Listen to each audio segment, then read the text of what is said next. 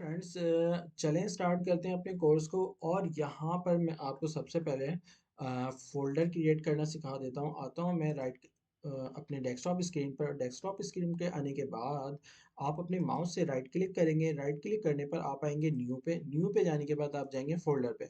अच्छा, फ़ोल्डर का आपने नाम रखना है यहाँ पे। मैं यहाँ पे नाम लिख लेता हूँ माई माई वेब माई वेबसाइट। ठीक है। अच्छा, अब माई वेबसाइट ये मेरी एक फ़ोल्डर का नाम है। इसके अंदर मैं कुछ इमेजेस के लिए मुझे इमेजेस की ज़रूरत पड़ेगी, तो मैं यहाँ पे आता हूँ फ़ोल्डर के अंदर IMG का एक फ़ोल्डर बना लेता हूँ कि भाई इसके अंदर मैं जो भी इमेज रखूँगा वो मैं इस इमेज के अंदर रखूँगा। तो आप लोगों ने भी एज़ इट इज़ यही काम करना है। ठीक है। फ़ोल्डर हमारे किस नाम का होगा? डेस्कटॉप पे एक माई वेबसाइट, उसके अंदर IMG का एक फ़ोल्डर होगा। क्लियर हो गया? आप चाहे इसे क्लोज़ कर दें, नो इश्यू। अब आ जाते हैं हम सबलाइम टेक्स्ट एडिटर के ऊपर। SUB सब आप सर्च कर लें सर्च बार में, तो आपके सामने ये ओपन हो जाएगा। फाइल में जाता हूँ मैं। फाइल में जाने के बाद मैंने क्या बनाया है डेस्कटॉप के ऊपर, ओपन फाइल पे नहीं जाऊँगा क्योंकि मैंने फाइल नहीं बनाया है, मैंने फ़ोल्डर डिज़ाइन किया है। अब जैसे ही मैं आता हूँ डेस्कटॉप के ऊपर तो मेरे पास यहाँ पे ये सारे फ़ोल्डर आ जाएँगे और मैंने बनाया था माई फ़ोल्डर के नाम से, तो माई वेबसाइट। ठीक है, आप इसके ऊपर क्लिक करोगे इसको और सिलेक्ट फ़ोल्डर कर लोगे तो ये देखो आपके सामने एज़ इट इज़ ये क्या हुआ, एक फ़ोल्डर आ गया। अच्छा, अब इसके अंदर हम काम तो नहीं कर सकते क्योंकि डेफ़िनेटली ये एक फ़ोल्डर है। इसके अंदर हमें लेना होगा एक फ़ाइल। ठीक है, न्यू फ़ाइल हम लेंगे और न्यू फ़ाइल को हम सेव करते हैं। सेव करने से क्या होगा, सेव हम करेंगे उसको इसी फ़ोल्डर के अंदर, मतलब माई वेबसाइट के अंदर IMG जो था, IMG के अंदर नहीं करना हमें, IMG के साथ ही करना है, मतलब माई फ़ोल्डर के अंदर करना है। तो मैं आता हूँ यहाँ पर, अ, यहाँ पे मैं कर देता हूँ लाइक home.html। अच्छा फ्रेंड्स, आप लोग यहाँ पे देखो कि मैंने .html क्यों लगाया, रीज़न क्या है इसको लगाने का। क्या ये ज़रूरी है? क्या ये ज़रूरी नहीं है? तो सबसे पहले मैं देख लेता हूँ यहाँ पे कि सबसे पहले मैं आपको ये बता देता हूँ कि इसे .html नाम देने की ज़रूरत क्या है। वो यूँ कि अगर आप इसको .html नहीं बताओगे तो ये इस फाइल को रीड नहीं करेगा। क्लियर है? अब एक मिसाल है, मैं यहाँ पे ले लेता हूँ सिर्फ़ और सिर्फ़ होम, क्योंकि ये जो हमारा पेज डिज़ाइन होगा, या फिर हम यहाँ पे कुछ भी नाम ले सकते हैं, ज़रूरी नहीं होम का पेज हो। यहाँ पे मैं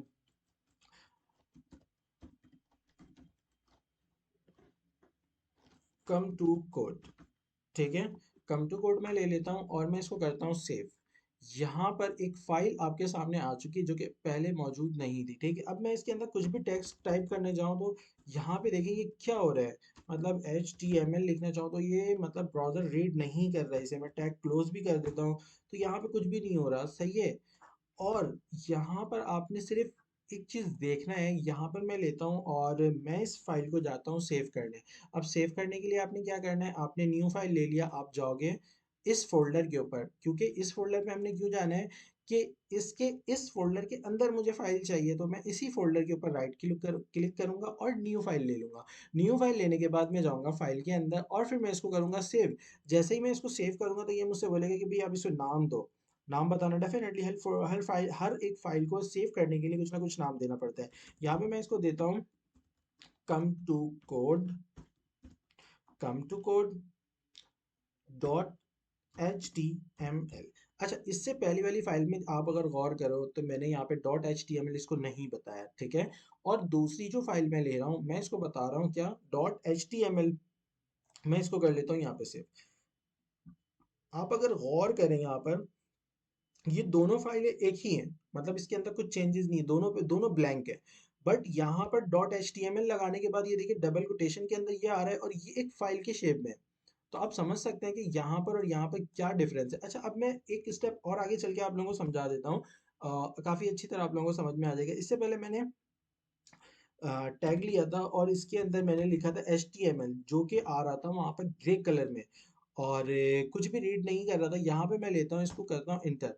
जैसे ही मैंने HTM लिखा, इंटर प्रेस किया तो ये पूरे का पूरा आ गया और एज इट इज़ मैं इसके ऊपर लिख लेता हूँ HTML। मतलब यहाँ पे कुछ भी नहीं हो रहा, इंटर कर देता हूँ, सेकेंड लाइन पे जा रहा है। तो आप लोग समझ सकते हैं कि जब आप अपनी फाइल को सेव करोगे तो वो .html में सेव करना कंपलसरी है। ओके फ्रेंड्स, तो चलें आगे बढ़ते हैं और ये देखते हैं कि यहाँ पर हमारे सामने क्या-क्या चीज़ें हैं और क्या-क्या चीज़ें नहीं हैं। तो फ्रेंड्स, यहाँ पर हमारे सामने सबसे पहले जो मौजूद है वो है डॉग टाइप। डॉग टाइप क्या होता है वो हम सबसे पहले डिस्कस कर लेते हैं और वो देख लेते हैं कि डॉग टाइप है क्या चीज़। बेसिकली डॉग टाइप ये बता रहा था कि ये डॉक्यूमेंट्स जो टाइप है वो एचटीएमएल टाइप है। ठीक है, और HTML क्या चीज़ है? HTML basically hyper text markup language, और इस लैंग्वेज को बेसिकली एक ब्राउज़र समझ सकता है। ठीक है, HTML जो लैंग्वेज है, हाइपर टेक्स्ट मार्कअप लैंग्वेज, वो इसको एक ब्राउज़र समझ सकता है। अब वो ब्राउज़र कौन सा होगा? हमारे सिस्टम में कोई सा भी इंटरनेट एक्सप्लोरर हो या फिर गूगल क्रोम, लाइक जो भी आपके पास इस टाइप के वेब ब्राउज़र हो, उसको कौन समझेगा? डॉक टाइप HTML समझेगा, मतलब HTML समझेगा इन ब्राउज़र्स को। तो फ्रेंड्स, बेसिकली ये होता है कि जो भी काम हम HTML के ऊपर डिज़ाइन कर रहे होते हैं, कोई भी काम करते हैं, वो फ्रंट फ्रंट एंड व्यू के लिए किसी भी ब्राउज़र के इस्तेमाल करने को हम कहते हैं एच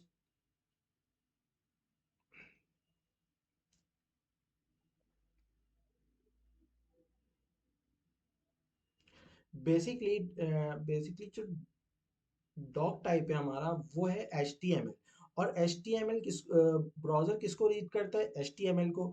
और HTML पे जो हम काम करते हैं उसे फ्रंट एंड व्यू दिखाने के लिए HTML का इस्तेमाल करते हैं। जैसे कि हमने अपनी फाइल का नाम .html रखा, तो एज इट इज़ जो हमने काम किया है वो हमें देखना क्या है, वो व्यू कैसा करता है, उसके लिए हम ब्राउज़र का इस्तेमाल HTML का इस्तेमाल करते हैं, क्योंकि ब्राउज़र जो है वो HTML को रीड करता है।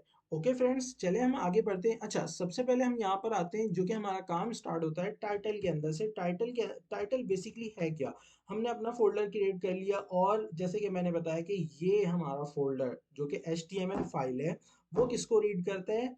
वो हमारे ब्राउज़र को रीड करता है। तो मैं यहाँ से कर लेता हूँ ओपन, ठीक है? Open in browser. तो मैं इसको क्लिक करने के बाद जाऊँगा वेब ब्राउज़र के ऊपर। बेसिकली यहाँ पर आप अगर गौर करो तो जस्ट कम टू कोड लिखा हुआ है, इसके अलावा come to code dot HTML, मतलब आपकी फ़ाइल क्या है वो उस फाइल का नाम आ रहा है, अदरवाइज़ ये फ़िलहाल ब्लैंक है। मैं आता हूँ अगेन अपनी फ़ाइल के ऊपर और यहाँ पे मैं इसको करता हूँ मैक्सिमाइज़ थोड़ा-सा, ठीक है? क्योंकि आप लोगों को ये बिल्कुल ईज़िली अपोज़िट अच्छी तरह समझ में आए।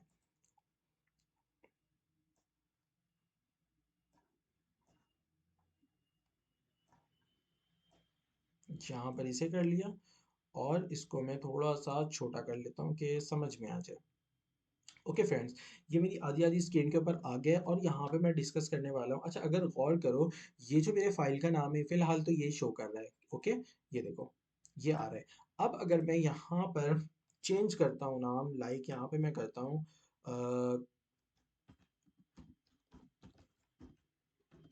स्टूडेंट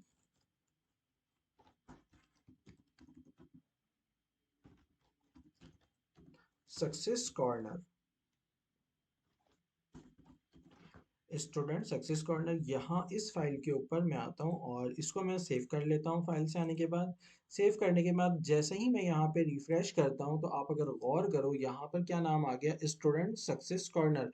मीन्स के टाइटल के अंदर अगर मैं कोई नाम चेंज करता हूँ तो वो मेरे वेब ब्राउज़र के पेज पे भी चेंज हो जाएगा। ठीक है, जब तक आप इस फाइल का अगर कोई नाम नहीं देते हो, कोई टाइटल नहीं देते हो, वो आपके फाइल को जिस नाम से आप सेव करोगे वो उसको रीड करेगा। ओके फ्रेंड्स, चलें एक स्टेप और आगे बढ़ते हैं हम यहाँ पर, और यहाँ पर हम देखते हैं कुछ टैग्स। वो टैग्स स्टार्ट करते हैं हम यहाँ पर। Tag open H1। ठीक है फ्रेंड्स, H1 क्या काम करता है और वो दिखने में कैसा होता है वो हम लोग देख लेते हैं यहाँ पर। और मैं बेसिकली यहाँ पे यूज़ करने वाला हूँ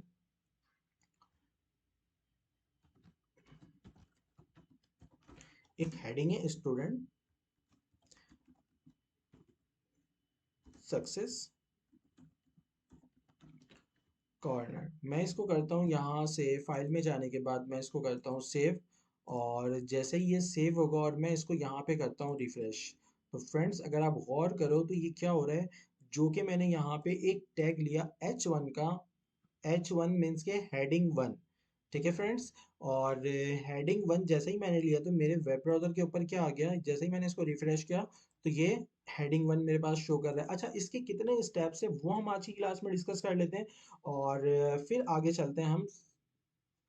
तो यहाँ पर मेरे पास है कुछ और भी टैग्स हैं, तो मैं काम ये करता हूँ कि इस यहाँ पर लेता हूँ टैग ओपन H2, और H2 लेने के बाद मैं इसके अंदर कर देता हूँ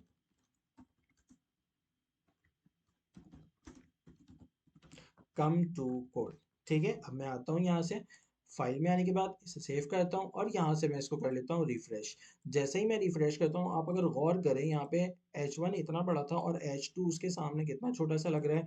एज इट इज मैं आता हूँ यहाँ पे और टैग ओपन करता हूँ, H3 लेता हूँ, H3 के अंदर मैं देता हूँ अगेन स्टूडेंट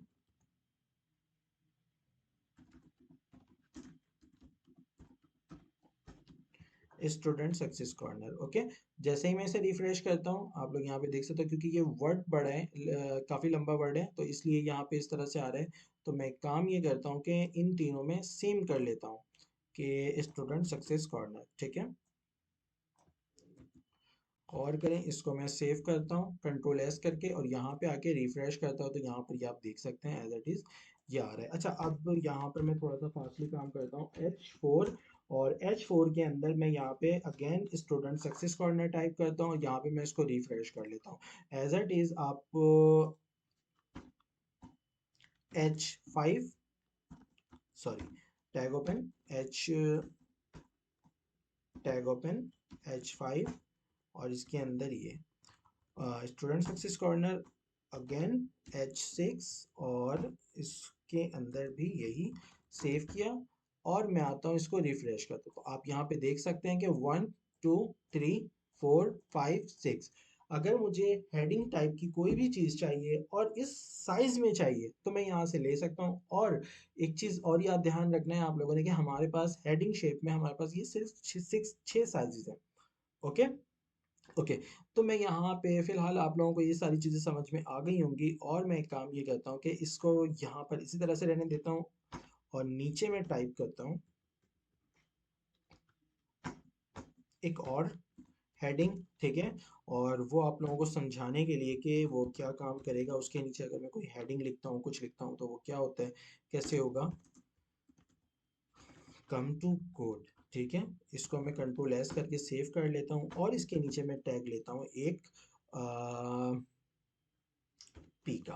ओके, पी के अंदर मैं डमी टैग्स को यूज़ कर लेता हूँ। यहाँ पे मेरे पास है LOREM लॉरेम इप्सम, तो मैं यहाँ पे कंट्रोल बैक स्पेस प्रेस करूँगा तो मेरे सामने ये एक tag open text dummy text आ जाएगा। यहाँ पे मैं इसको कंट्रोल क्या कहते हैं टेक्स्ट एडिटर में मैं इसको कंट्रोल एस करके सेव करता हूँ और यहाँ पे आके जैसे ही मैं रिफ्रेश करता हूँ आप लोग गौर करें ये क्या हो रहा है मेरे सामने, ये एक टैक्स एज इट इज़ मेरे सामने आ गया है, जो कि एक हेडिंग है H1 का। उसके नीचे मेरे मेरे सामने क्या है, ये पूरे का पूरा ये हेडिंग है और ये पूरा पैराग्राफ है। H1 का हेडिंग ये है और ये P का टैग है। बेसिकली यहाँ पे आप लोगों को साइज दिखाने का मकसद ये था कि आप लोग इस दोनों के अंदर फर्क देख लो कि हेडिंग हेडिंग हेडिंग हेडिंग इस तरह से आता है, देन अगर कोई पैराग्राफ लिखोगे तो वो आपके सामने इस तरह से व्यू होगा। अच्छा, एज इट इज मेरे हमारे पास जो है इसके अंदर और भी बहुत सारे टैग्स मौजूद हैं, तो वो सारे टैग्स इंशाल्लाह हम स्टेप बाय स्टेप वीडियोस के अंदर डिस्कस करते रहेंगे। और वो तमाम ये स्टूडेंट से मेरी रिक्वेस्ट होगी जो वेब डिज़ाइनिंग का कोर्स करना चाहते हैं, तो वो उनके लिए ये बहुत ही ज़्यादा अमेजिंग होने वाला है, बहुत ही ज़्यादा ऑसम होने वाला है। तो फ्रेंड्स, इस चैनल को सब्सक्राइब लाजमी कर लो और वीडियो को लाइक प्लीज़ प्लीज़ प्लीज़ कर लो। देन वीडियो को अपनी फैमिली फ्रेंड्स के साथ शेयर करना बिल्कुल भी ना भूलो। तो फ्रेंड्स, आज की क्लास हम यहीं तक रहते हैं। हेडिंग, पैराग्राफ और डॉक टाइप को हम लोगों ने समझा। डॉक टाइप क्या होता है उसको हम लोगों ने डिस्कस किया। देन हमारे सामने क्या था, एक टाइटल को हमने पढ़ा। देन उसके साथ साथ हेडिंग्स देखें कि हमारे पास HTML में कितने टाइप्स के हेडिंग्स अवेलेबल हैं। देन उसके बाद हम लोगों ने एक हेडिंग भी अप्लाई किया और हेडिंग के बाद एक पी का टैग इस्तेमाल किया जो कि पैराग्राफ के लिए इस्तेमाल होता है। ओके फ्रेंड्स, आज की क्लास हमारी यहीं तक रहेगी। सेकेंड वीडियो में नेक्स्ट वीडियो में मुलाकात करते हैं। आज की क्लास में अल्लाह हाफिज़, अस्सलाम वालेकुम।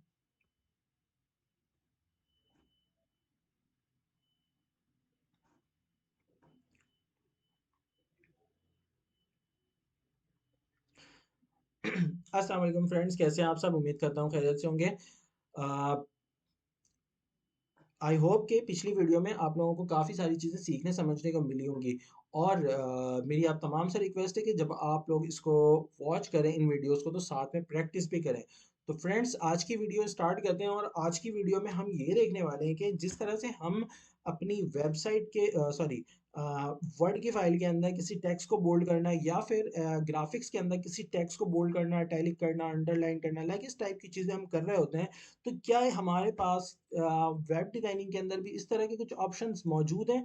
क्या हम इस तरह की चीज़ें कर सकते हैं? सो फ्रेंड्स, बिल्कुल कर सकते हैं।